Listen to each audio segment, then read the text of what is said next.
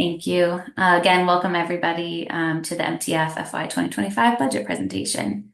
So like I said, we're going to do, Megan's going to do a quick and also detailed overview of the budget process itself, a little bit of a bigger picture of, the mechanics that went into revenue projections and spending decisions throughout the budget. Also, an overview of the governor's closeout supplemental budget for FY 2024. And then I'll get into some of the more specific funding proposals and policies that went into effect for early ed through the budget. Take it to you, Megan. Great, thank you. We can go on to the next slide. So as Victoria mentioned, I'm going to use the first portion of this presentation to just review kind of what took place in the FY25 budget development process since we've last had a chance to meet. It was quite a busy summer for the legislature, and so we have a few things to review before, as Victoria mentioned, I'll end with kind of a recap of what we saw in the governor's closeout supplemental budget proposal, which is kind of the immediate budget vehicle that's before the legislature and under consideration at this point. You can go on to the next slide. And so in terms of what happened in June and July, we were last together at the end of May to review the Senate's final budget proposal. But since that time, in early June, we saw a conference committee appointed, which was made up of 3 members from the House and 3 members from the Senate. And this was the committee, as I'm sure you all know, that was charged with reconciling any and all differences between the House and the Senate budgets. As we noted in some of our analysis at the time, I think the conference committee faced a few key challenges. Probably most notably, they were looking at a more constrained revenue picture than they had initially anticipated, as well as a significant amount of unique spending between the House and Senate bills that ultimately needed to be included in the compromise budget. So given those challenges, I don't think we were particularly surprised to see budget deliberations continue past that July 1st deadline, when a conference budget was eventually enacted and sent to the governor's desk by July 19th. 10 days later, the governor signed that budget into law, but at the same time, she also sent back about $317 million in spending vetoes, impacting 59 line items across the budget, as well as a handful of amendments to several outside policy sections. In the final hours of formal sessions on July 31st, we did see the House take action to override a number of the governor's vetoes, but ultimately in those final hours of formal sessions, we didn't see them taken up by the Senate. You can go on to the next slide. So that was a quick review of where we were. Now we're going to get into the details of what was included in that budget that was sent to the governor's desk on July 19th. And then, as I mentioned, I'll get into the FY24 closeout sub. So as always, we like to start off sections like this with a top 5 things to know list. This one's specific to the conference budget. And so the first thing that we'll flag is that the budget that was sent to the governor's desk included $58.1 billion in total line item spending. And this represented a $2 billion or about 3.6% increase over the FY24 GAA. Given some of the concerns regarding revenue collections throughout fiscal year 24, I think one of the things that we were watching during this process was whether or not budget negotiators decided to amend any of the underlying revenue assumptions that were used to support spending in FY25. But ultimately, budget negotiators decided not to do that. And so the FY25 conference budget relies on the same consensus revenue figure, as well as the same $1.3 billion surtax spending cap that the governor, House, and Senate budgets all relied upon as well. The FY25 budget is also supported by about $1.2 billion in new one-time and ongoing revenue generating initiatives. And I'll talk more about the specifics of those initiatives in a couple slides.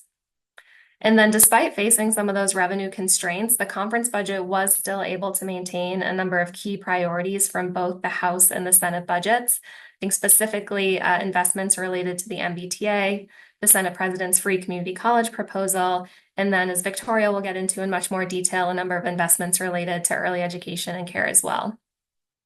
And then lastly, even though the conference budget that was sent to her desk included less spending to the tune of about $36 million than what was initially included in the governor's original proposal back in January, Because the compromise budget also reflected a number of underfunded accounts as well as several optimistic revenue assumptions, we did ultimately say at the time that we thought spending vetoes were going to be more likely, and it turned out that that was going to be the case. You can go on to the next slide. And this next slide is really more of a resource for you all to look back on after the presentation, but it is a table just comparing what the final conference budget for FY25 looked like compared to the governor, House, and Senate budgets. And then you can also see that comparison to the fiscal year 2024 GAA. And so you can see how we're coming up with that $2 billion or 3% increase in spending. Next slide. And then in terms of where that $2 billion increase in spending in the conference budget occurred throughout the budget, some of the largest increases in spending that we saw were in the areas of healthcare, education, and support services. In the case of healthcare, a lot of this increase was driven by an increased transfer to what's known as the Medical Assistance Trust Fund, as well as the state's Mass Health Program. Whereas in the education sector, I think here is where we can start to see what the impact of some of those fair share or surtax revenues has been on year-over-year spending growth, especially across early ed, K-12, and the higher ed sector. But the other thing that I'll point out here that has really been a factor in driving larger year-over-year education increases is the state's continued commitment to fully funding the Student Opportunity Act, which some of you may have heard about previously, which is an effort to really dramatically increase the amount of state funding for K-12 public schools across the state. Go on to the next slide. And so as I mentioned on the earlier slide, in the conference budget, spending was supported by $1.2 billion in both one-time and ongoing revenue-generating initiatives. And so in this table, we offer a complete look at what those initiatives are, but hopefully also how they change throughout the budget development process. There were a number of proposals that were first put forward by the governor that did end up in the final budget. Things like the creation of an online lottery, the tax amnesty program, as well as the use of above threshold capital gains revenues to support spending.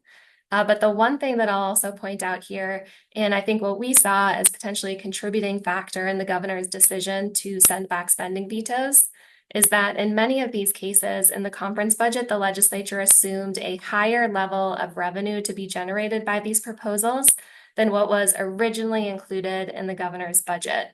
So for example, for the tax amnesty program and the governor's budget proposal, her administration assumed that this program would generate about $75 million in new revenue for the state, whereas the conference budget assumed a $100 million revenue assumption.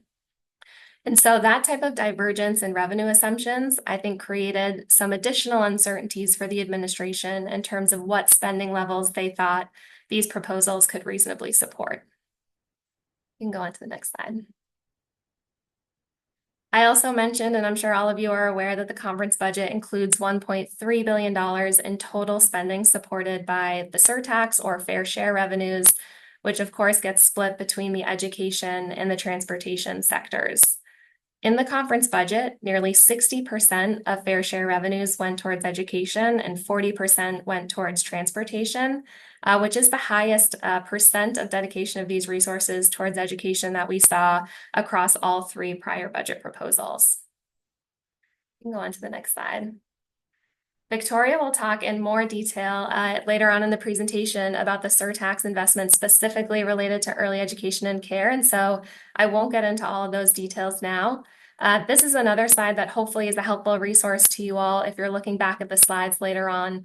But we did just want to flag that there were a number of proposals put forward in both the House and the Senate budgets at fairly high levels that, due to some of those revenue constraints and specifically needing to fit surtax spending all within that $1.3 billion surtax spending cap, that did see some notable cuts. And so those programs included various investments in the MBTA, supplemental aid to roads and bridges, as well as some higher education capital funding.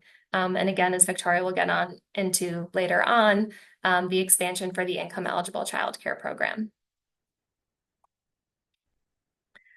So those are some details on the FY25 conference budget that got sent to the governor's desk. But once it got there on July 19th, it was really the job of the administration to again assess revenue projections and spending levels to determine what level of spending they thought was reasonable to support in the fiscal year.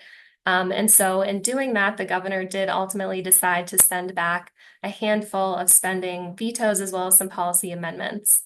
So in total, the governor reduced spending levels by about $317 million across 59 line items, which was the highest level of vetoes that we had seen in at least the last 4 years.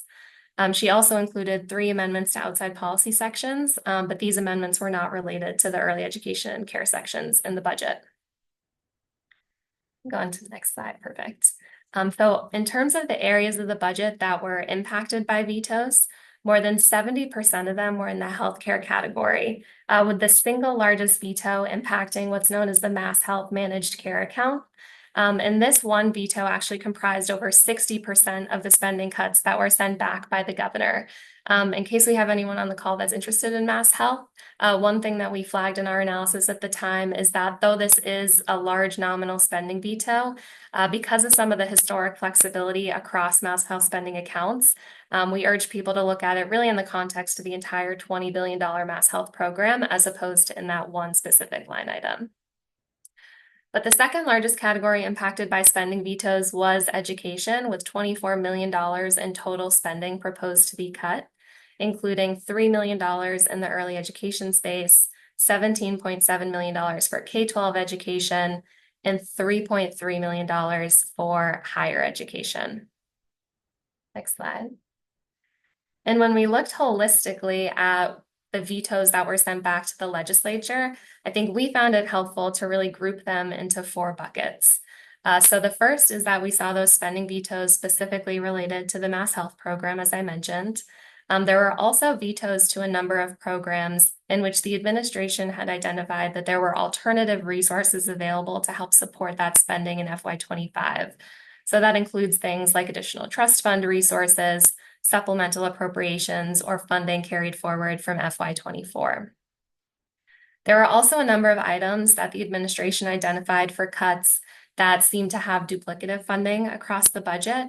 And I think this is where that $3 million veto to the EEC provider higher education opportunities account, this is the bucket that we saw that cut really falling into because of some of the similarities in funding for other EEC scholarship programs funded under the Department of Higher Education and the Department of Early Ed as well. And then the last bucket of spending cuts are really areas in which spending levels were reduced to be more in line with the governor's original House 2 budget recommendation from back in January. On the next slide, we have another summary table again for your reference that now, after taking into account the governor's spending vetoes, we can compare back to the FY24 GAA, and we see spending grow now by $1.7 billion or 3.1% over the prior year. You can go to the next slide. Perfect. And then, as I mentioned, in the final hours of July 31st, the House did attempt to override about 20 of the governor's vetoes, totaling about $33 million. One of the overrides that they took up was the $3 million related to the higher education opportunities account under EEC. But because these overrides were not also taken up by the Senate at that time, these spending cuts do still remain in place. So that was a quick but hopefully helpful kind of overview of where things stood in FY25. Happy to pause quickly to see if there are any specific questions related to the FY25 conference budget before getting into some of the details on the governor's closeout SEP. Any questions? No? All right. So this is one of those fun times throughout the year in which we're basically juggling kind of 3 different fiscal years at one time. We're tying up the loose ends on FY24. We're tracking early spending trends in FY25. And then I'm sure, like many of you, we're also starting to think ahead to FY26 as well. So in terms of wrapping up the loose ends in FY24, before I get into the details of the governor's SEP, just a little bit of context on where we ended the fiscal year in terms of revenue collections. So revenue collections for FY24 came in about $1 billion ahead of benchmark, or $1.6 billion ahead of FY 2023. However, once we take into account surtax revenue collections, which we have to hold aside because, as you all know, they're constitutionally obligated towards only education and transportation spending, what we actually end up with is a bit of a revenue shortfall. So compared to fiscal year 23, we saw revenues fall below last year's pace by $320 million. And compared to benchmark, we saw revenues fall below by about $230 million. So that's the background and kind of the backdrop against which the governor's administration was developing and filing their closeout supplemental budget. And on the next slide, we'll get into a few more of those details. Perfect. So the governor's closeout sup was filed last week on September 11th. And in each year, a closeout supplemental budget is filed, which is intended to resolve all outstanding spending deficiencies for the fiscal year and ensure that the fiscal year ends in balance. So with this bill, the Healy administration's goals were really twofold. One, it was to address all spending deficiencies and ensure that the year ended in balance. But the second goal that they had was they put forward a number of proposals which were really intended to help build up reserve balances heading into FY25, which they thought would help them prepare for both known and unexpected cost exposures in the fiscal years to come. So all in, the supplemental spending bill includes about $715 million in gross spending. That comes out to a net cost to the state of about $150 million once we take into account some offsetting revenues primarily related to mass health deficiency spending. And then when it comes to building reserve balances, we see the supplemental budget direct about $800 million towards various reserve accounts, including a $150 million transfer of some additional surtax revenue into the High Quality Early Education and Care Trust Fund. The reserve account that would receive the biggest deposit under the governor's proposal is known as the Transitional Escrow Fund. This was a fund that was created back in FY 2021, and really over the last 4 fiscal years has been a flexible source of funds for both the administration and the legislature to help them support a range of different supplemental spending priorities. And in the last 2 years, I think it's been a big benefit in helping the state manage some of the costs of the emergency assistance shelter system. So that is really the account that we see received the largest additional deposits in the governor's closeout sup. And then in my last slide, we include just a little bit more detail to 2 proposals that the governor included in her closeout budget, specifically related to early education and care. And specifically, it's this increase in surtax spending in fiscal year 2024 that you may have heard about, as well as that increased deposit into the High Quality Early Education and Care Trust Fund. So one of the tools that the governor uses in her closeout sup to ensure that the fiscal year ends in balance is an increase in the amount of surtax revenue that'll be spent in fiscal year 24. And effectively, what the governor is recommending here is an increase to the surtax spending cap in this fiscal year from $1 billion to $1.225 billion. And that additional $225 million in surtax spending would be directed towards 3 programs related to the MBTA, Universal School Meals, and the C3 grant program. So I think this is one of the proposals in the SUP that has raised some questions for folks. And I think we're continuing to work through the details of exactly what this looks like and what this means as well. But I think a few things that I can highlight now that hopefully address any major questions that folks might have are that this proposal is not changing the total funding that's available for the C3 program in FY24 or in FY25. Also, this additional surtax revenue is not flowing through the Education and Transportation Innovation and Capital Fund, which is a fund that would collect excess surtax revenue and then would really only be used for one-time or capital-related costs. This additional surtax revenue is not flowing through this fund. This, as I said, is really just an increase in the amount of surtax revenue that would be supported in the state's operating budget in FY24 from $1 billion to $1.2 billion. And then the second proposal related to that increased deposit into the High Quality Early Education and Care Trust Fund is a little bit more straightforward. This additional deposit is again supported by excess surtax revenues. And when it gets combined with the $65 million that is currently in the fund for FY25, this would increase the total balance of that trust fund to $215 million.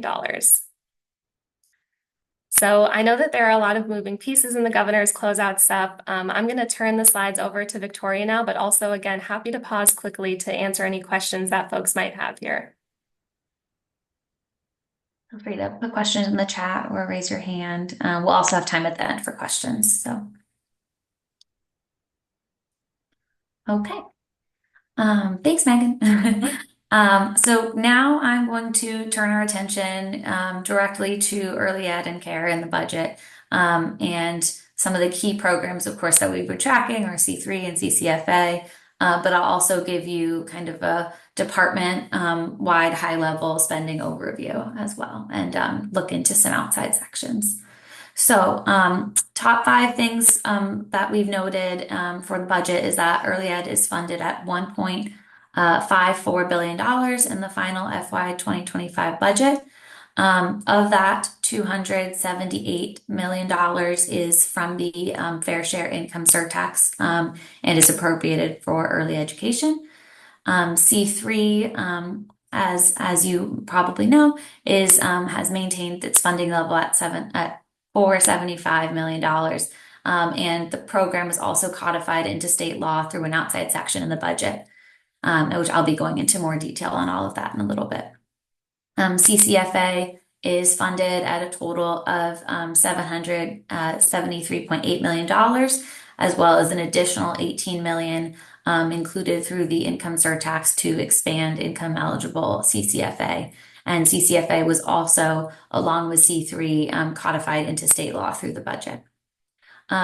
Related to that, there was a lot of policy language included in outside sections and throughout different parts of the budget related to early ed, and many of them were taken from the Senate's early education and care overarching bill that they passed this March. So we're going to do a little bit of tracking of that as well to see which pieces from that bill ended up getting passed through the budget. This chart is one that we love to show, but we've now been able to update the numbers officially for FY 2025. And this really shows kind of the historic level of spending that the Department of EEC has gotten, especially since the pandemic. Between FY 2020 and FY 2025, spending for early ed and care has grown by 125% in that short period of time, which is one of the highest spending areas of spending growth in the budget. This chart breaks down the surtax in a little bit more detail for early ed, especially. You can see that across the board, early education and care received the biggest amount out of the education category for income surtax. That was consistent if you looked at the governor's proposal, the House, and the Senate, and then the final budget. Saw a little bit more evening out between the three categories, but early education received the largest amount there. Of course, driven mostly by C3 being supported through the surtax with $175 million, but also the surtax was used again to expand income eligible childcare, support provider rates, and the CPPI expansion as well. Quickly, this chart just gives you an idea of some of the outside sections that were included for early education in the budget. Outside sections are kind of a second piece of the budget that deal less with specific spending amounts and more with larger policy decisions that can be passed through the budget. And you can see that the House and the Senate both proposed certain provisions that made it into the final budget. The bolded ones at the end are the ones I'm going to talk to in further detail in this presentation, but you can see that really it was a joint effort between both branches to include these proposals in the budget. We also wanted to highlight some of the different proposals to improve support for early educators in higher education, including $7.5 million for an early education and care educator scholarship program and an early educator loan forgiveness program. Both of these programs were proposed by the House at originally $10 million, but received $7.5 million each in the conference budget. And then, as Megan mentioned, the career pathways program ended up with a $5 million appropriation because of that veto from the governor of $3 million. The conference committee had funded that program at $8 million, but really we just see that decrease due to, again, a lot of a few other scholarship programs that were included in the budget in other areas. As well, it could be the impact of the Senate's free community college program, which hopefully will be able to support early educators in expanding their education as well. And then lastly in this section, just wanted to also highlight an outside section which created a data advisory commission for early ed to really build on the data work that the department has been doing, especially connected to the C3 program, but to really improve the systems and coordination that need to be in place in order for programs to really effectively serve children and families and providers. So we're hoping that that work really improves the kind of connection between the programs across the EEC. Oh, okay. So for C3, there's a lot to dig into. I'm first just kind of going to give you an idea of how we go about tracking all the different pieces and moving parts to C3. And then we're going to look through the funding levels, specific funding provisions that we'll see being implemented by EEC for FY25, and then look into some of the broader codification language. And I'll also do a little update of what we heard from the EEC board meeting last week on how they're starting to implement these new changes. So tracking C3 through the budget, just wanted to show this slide. I think it's really interesting to kind of see all the moving pieces. C3 was funded across 2 line items from 3 funding sources. There were 10 outside sections related to the program. And then especially the funding provisions kind of took pieces from both the House and the Senate policy language. So the top kind of clip just shows you one of the line items for C3, highlighting the 2 trust funds that are being used to support the program. And then that outside section at the bottom is the one which outlines the tiering structure for this year. So it just kind of gives you a quick highlight of the fun time it is tracking all these things in the budget. So for FY 2025, again, C3 is funded at a total of $475 million. And the final budget incorporated the House resource and allocation tiering proposals. So the $475 million is made up of $200 million from the Early Ed High Quality and Affordability Trust Fund, $175 million from their share income surtax, and $100 million from the new online lottery trust fund that was created in the budget. And the House language that was incorporated also outlined different tiers associated with this funding. So at least 50.5% of the grant funding has to go to providers with enrollment at least 25% children receiving CCFA or who are otherwise at high risk, or our Head Start or early Head Start programs receive that 50.5% of the funding. The next tier are providers with enrollment between 1% and 25% children receiving CCFA, and that group of providers will receive at least 28.4% of the total grant amount. And then the last 21.1% will be dedicated to providers who don't serve children receiving CCFA. So at the end of this section on C3, I'm going to talk about how these funding provision languages are translating into EEC's plan for their new formula. But also wanted to highlight the codification language that was included in the outside sections of the budget.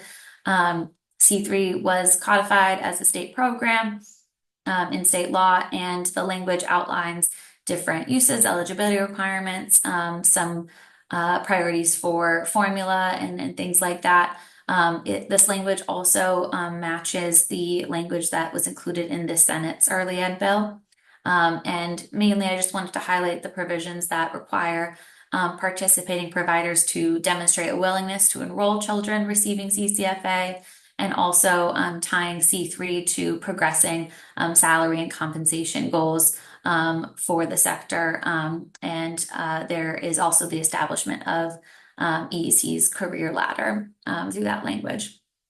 And then naturally, with all these state programs, there's a lot of reporting requirements attached to C3 that EEC will be working through to annually review and update the program.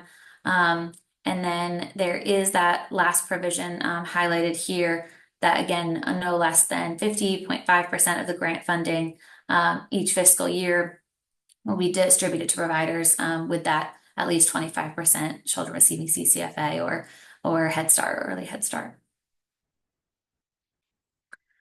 Also, just wanted to talk a little bit more about the online lottery because that's a new kind of addition and input into the program. The online lottery was established in an outside section and the Early Education and Care Operational Grant Fund.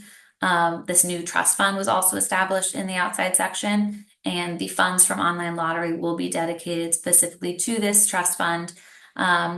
As well, there's some wiggle room as well for other funds to be dedicated there, but overall, we see this as there's a little bit of uncertainty around online lottery implementation, but it is an acknowledgement of trying to find multiple sources and make sure that there's enough funding being dedicated to C3 to make the program sustainable moving forward. And more kind of along with the reporting and guidelines included in the outside sections, here are just some key dates that mostly for EEC, they'll have to be tracking these things. But if you're interested, by January 15th of this coming year, 2025, EEC is required to submit a report on the implementation and effects of their new C3 funding formula to the legislature. And then also in February, they'll need to file a report on the impact of C3 on multi-site for-profit center providers. The last two bullets here are kind of a time-limited requirement. So the language requiring that 50.5% of C3 funding distributed each year to go to that kind of tier one CCFA providers. That will be in effect until June 30th, 2029. So at that point, new language could be proposed to change those guidelines. And then finally, the EEC will also be reporting the proportion of funding going to each tier of providers until March 1st, 2028. Okay, so I know that's a lot, and it's a lot of kind of theoretical things a lot of the time, but this slide just shares some updates of how EEC is taking the budget language and implementing it into actual practice. So the EEC board met last week on September 11th, and they presented kind of their initial proposal for a new funding formula that takes into account these new requirements from the budget. So the first column in this chart kind of, again, restates what the budget language said for the tiering. And then next to that, we see how EEC is incorporating that into their new equity adjustment tiers. So in addition to tier one, including providers who serve 25% or more children receiving CCFA and our Head Start programs, they also include providers located in low opportunity areas in that tier one, and they're using a new measure there. Instead of the social vulnerability index, they'll be using the child opportunity index, which I think is just a more holistic view of that kind of a question of providers who are in areas that have high needs but may not meet those percentage requirements of CCFA. So tier two, they are also including providers who serve at least 25% of their children that receive other non-CCFA scholarships to cover at least 50% of their tuition. So I think here EEC is responding to the feedback that a lot of providers offer other scholarships and financial aid to their children that might not be eligible or just on the wait list for CCFA, so that they'll be in the tier two group as well. And then tier three just includes anyone who does not qualify for tier one or tier two, as well as providers who have a CEO compensation ratio higher than 30 to 1. So I think that right now, EEC is going through a feedback period from the field. I know they're having some listening sessions to solicit input on the new proposed formula. And then the next few months, they'll start kind of rolling it out and hopefully sharing information for what that means for various providers. I have some other slides on kind of the specific formula they're presenting in the appendix of these slides, so happy to return to that.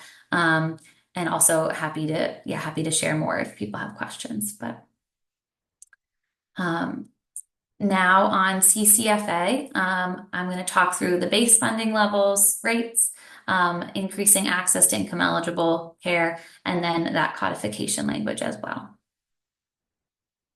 So CCFA base funding is a total of $733.8 million. That's split between the DCF DTA program and the income eligible program.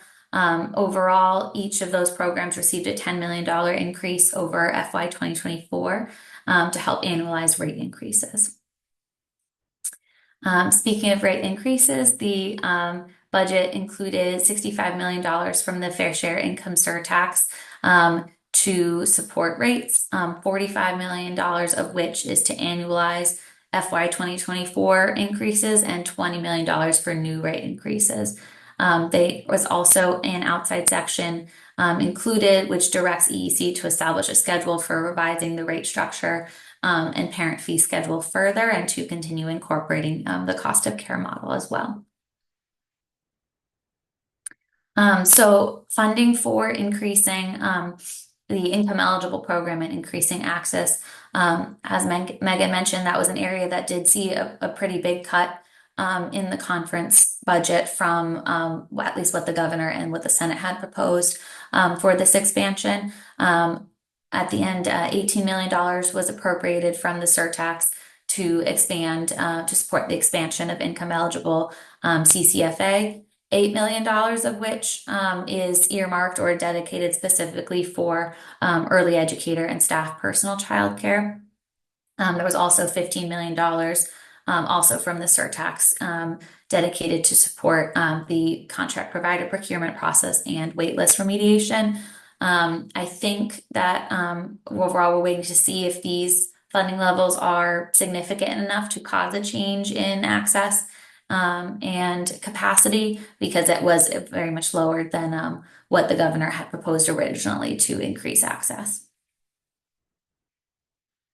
And then lastly on CCFA, just some information about the codification language in outside section 32.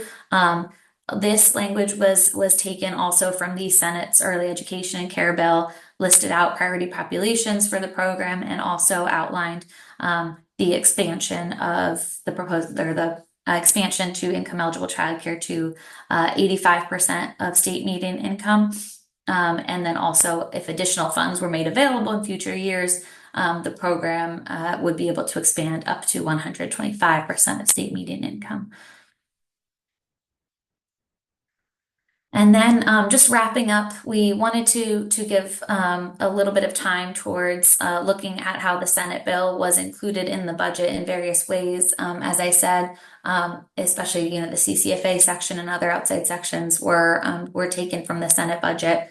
And this slide kind of looks at an example of language close up. The language on the left is from the Senate bill. And the language on the right is from the budget outside section on CCFA expansion. And if you look closely later on, when you get the slides, you'll see that the language matches exactly. So it just kind of gives you a example of how the legislative proposal language can be passed through the budget. And then this, zooming out, we can see these are all the provisions included in the Senate's early ed bill, which were passed through the budget. So the employer supported childcare pilot was in the Senate bill, proposed by the Senate in their budget proposal, and then included in the final budget.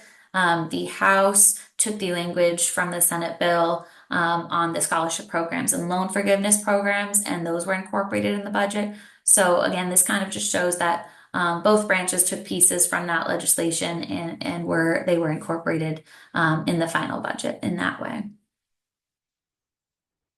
So, wrapping up, what comes next? As Megan kind of said, we're at a fun time where we're looking at three different fiscal years and planning ahead and looking back. So we are waiting to see more how EEC and other agencies will begin to implement the policy and funding decisions that were enacted through the budget, especially around C3 and CCFA for us. There are also the supplemental budgets to be finalized. And then before we know it in January, we'll be kicking off the new legislative session, and the governor will file her FY 2026 budget proposal also in January as well. So that's all we have. I'm glad we have some time for questions, so I'll stop sharing my screen and look back in the chat. If there's anything, feel free again to raise your hand or put some more questions in the chat. We did have a question from Tom in the chat asking Victoria, as we're kind of nearing the end of the first quarter of fiscal year 2025, are there specific kind of EEC budget implementation things that you're looking at and kind of keeping a close watch on, or are there still outstanding questions that we're hoping for answers on? Yeah, that's a great question. Thanks, Tom.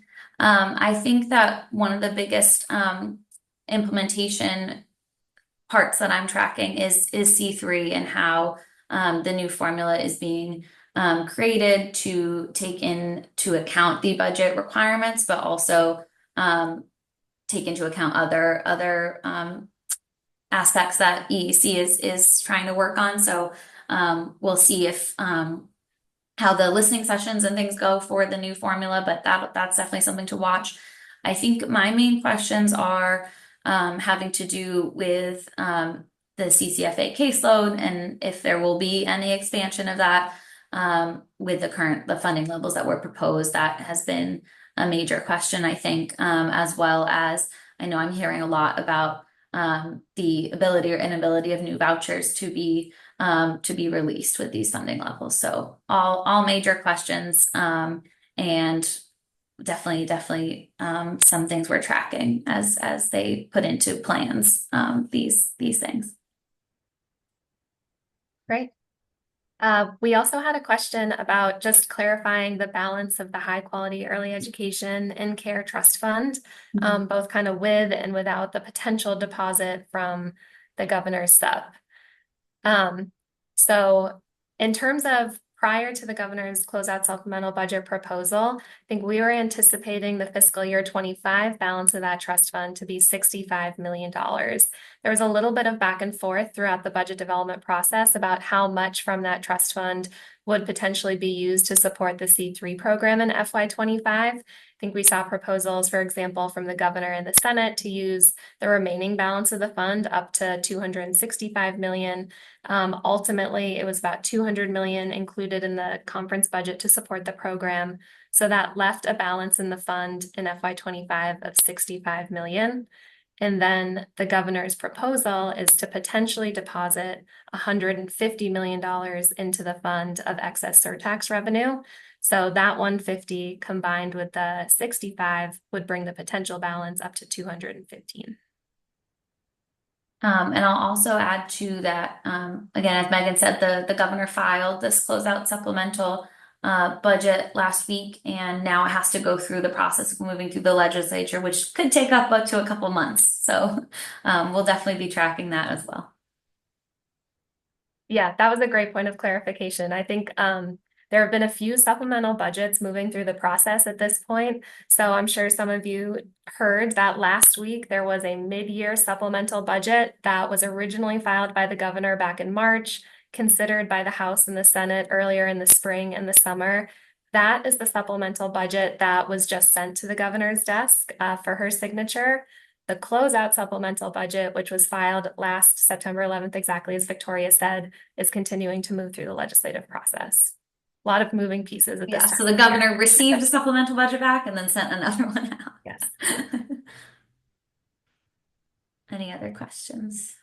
I think there was a question on economic development in the chat too, Megan. I don't know if you have anything to add there. Yes, yeah, sorry.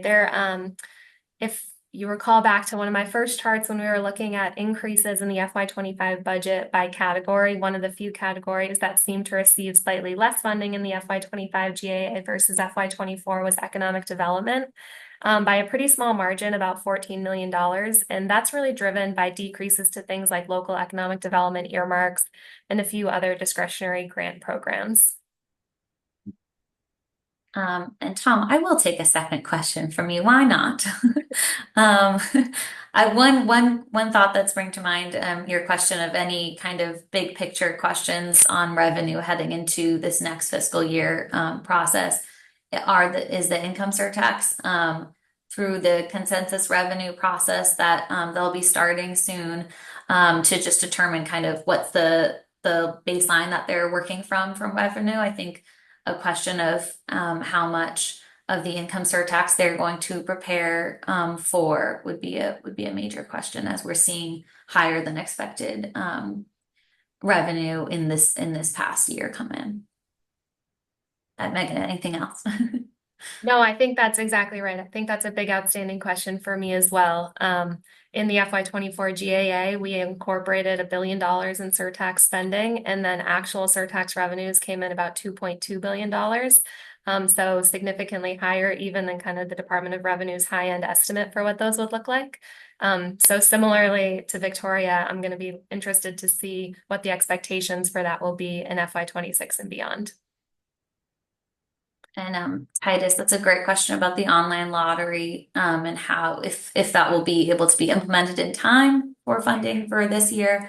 I don't know if we have any specifics there, but I think it is, I mean, it is a whole new program, and I think we do see some kind of planning ahead for that potentially like slow rollout, especially that proposed transfer by the governor to the Early Affordability Trust Fund, which could be used to kind of offset any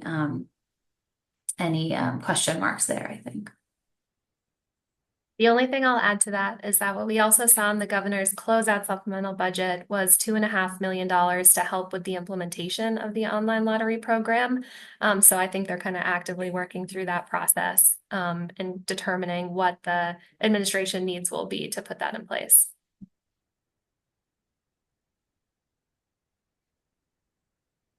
Any other questions? If not, thank you everybody for joining. We'll be sending out the recording and a copy of the slides as well. So feel free to share with folks who are not able to join as well, and feel free to reach out at any point if you have any specific questions about the closeout, implementation of this year's budget, and planning for next year. Thank you very much.